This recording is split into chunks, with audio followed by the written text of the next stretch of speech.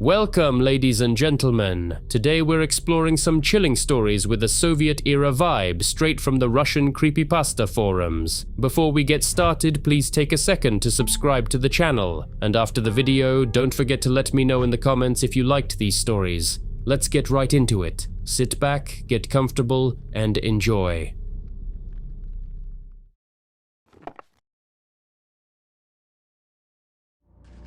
A story as told by my grandfather.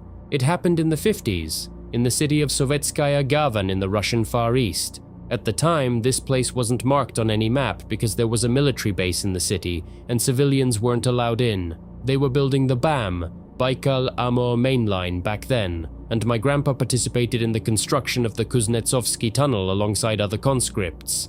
The construction was rushed. According to the project, the tunnel was supposed to be dug from both sides simultaneously, and the two work crews were meant to meet in the middle, right in the heart of the Sikote Alin mountain range. The work was grueling. People died from overexertion in those inhuman working conditions, but the construction continued. On July 4th, a team of 6 workers and 1 engineer went inside the northern tunnel and, as usual, got to work. At exactly 8 in the morning, a terrifying sound echoed from the tunnel. Everyone present, including my grandpa, immediately realized that the worst had happened. The hastily reinforced tunnel had collapsed. 7 men were buried alive. There was no way to restore the tunnel. It was blocked by solid rock that no pickaxe could break through. There was only one drilling rig, and it was located at the other, southern end of the tunnel. It was decided to keep digging from the other side until the bodies of the deceased miners were found.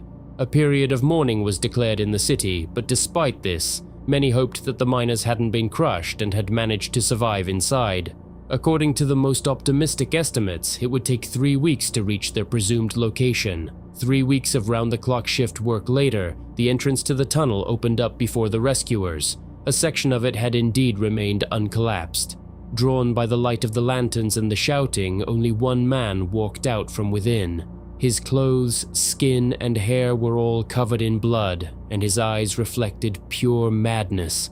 For a minute, he just stood there looking at his rescuers, and they stared back at him. Then he dropped to his knees and started rolling on the ground, howling like a wild beast and uttering nonsensical words as if speaking another language. They led him away. When the diggers went inside the uncollapsed part of the tunnel, they found the bodies of the other 6 men. Or rather, not bodies, but just bones, gnawed clean white. Apparently, under the oppressive conditions of being trapped underground, the group had to resort to the ultimate extreme, cannibalism. The rescued miner was placed in a psychiatric hospital. When he came to his senses, investigators were allowed to interrogate him. To the question of what happened to his comrades, the survivor gave only one answer: the spirit of the mountain took them. He was charged with the premeditated murder of several people and cannibalism, but due to his insanity and considering the exceptional nature of the case, he wasn't put on trial. Instead, he was committed to an asylum long-term. Everything seemed clear in this case, except for one thing. Grandpa leaned his head close to my ear and said in a trembling voice, 1,000 pounds of meat from 6 sturdy miners for one person. Isn't that a bit too much for 3 weeks?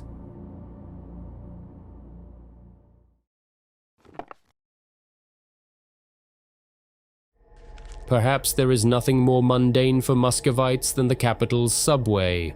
The only thing that never ceases to surprise is the ever-increasing fare and the lengthy, sometimes up to half an hour, delays of the train for technical reasons in the tunnels between stations. All of this, of course, is annoying, but nothing more, which is a mistake. It would be worth occasionally casting a glance at the mosaic frescoes of the leaders in the underground halls and remembering the era when the Moscow metro was built. That era was full of secrets and mysteries, confirmed by ever-new and sometimes terrifying discoveries. This story took place in 1975, but it took almost 20 years for one of its participants to dare tell it to a journalist. Back then, in 75, they were ordered to forget everything and keep their mouths shut. But Viktor Stepanovich M. couldn't stay silent, and he wrote about the incident to one of the central newspapers. The reply followed just a week later.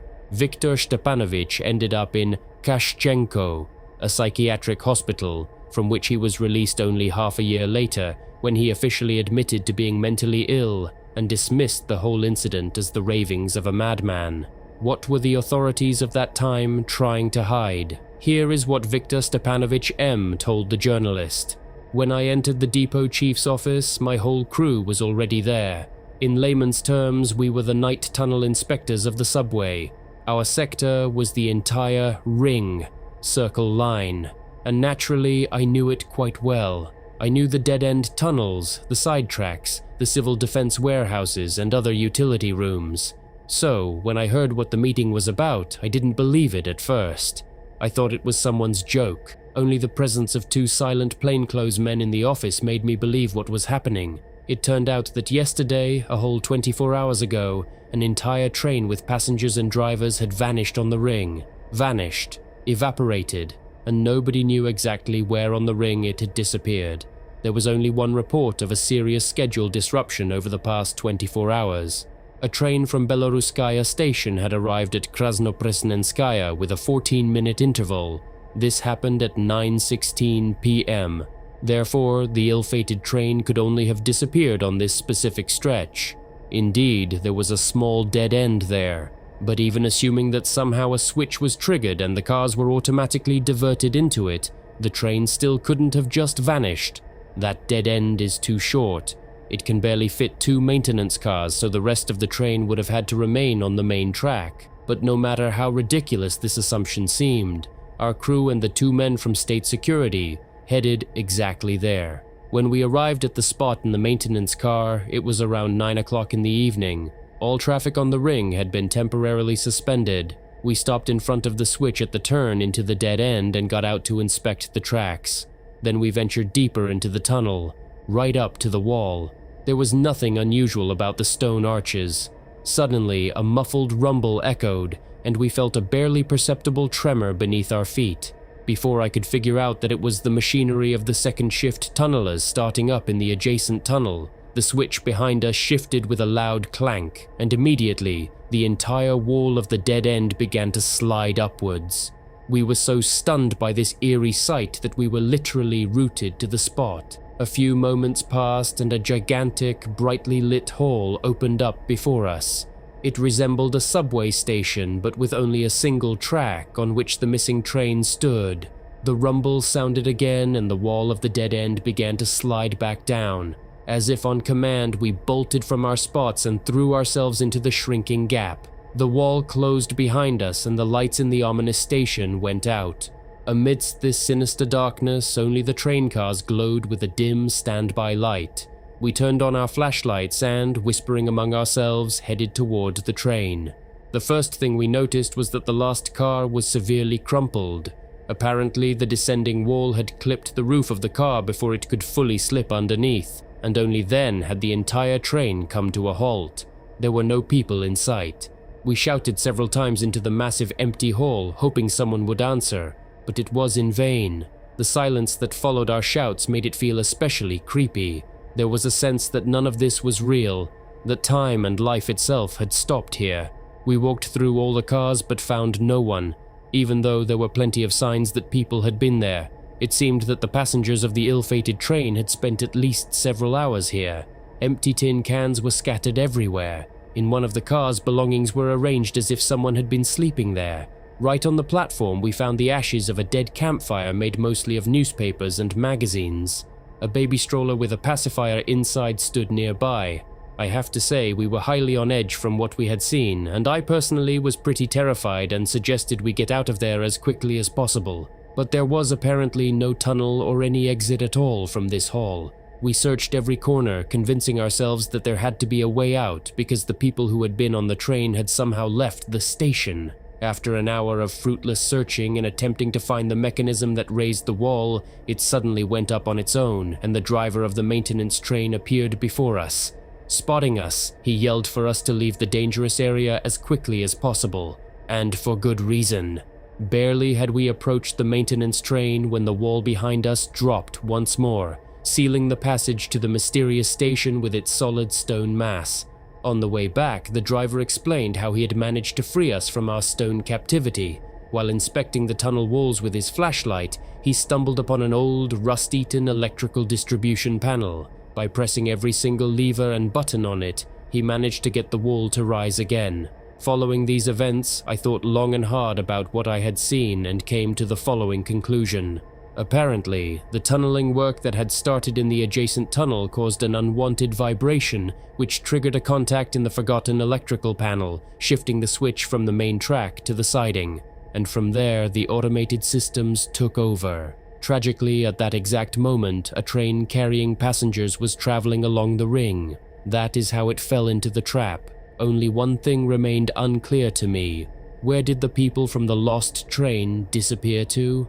When I was released from Kashchenko, I naturally visited that tunnel one more time. However, I found neither the dead end nor the rising wall there anymore. Everything had been carefully bricked up and hidden behind newly laid cables, so this mystery remains shrouded in darkness to this day.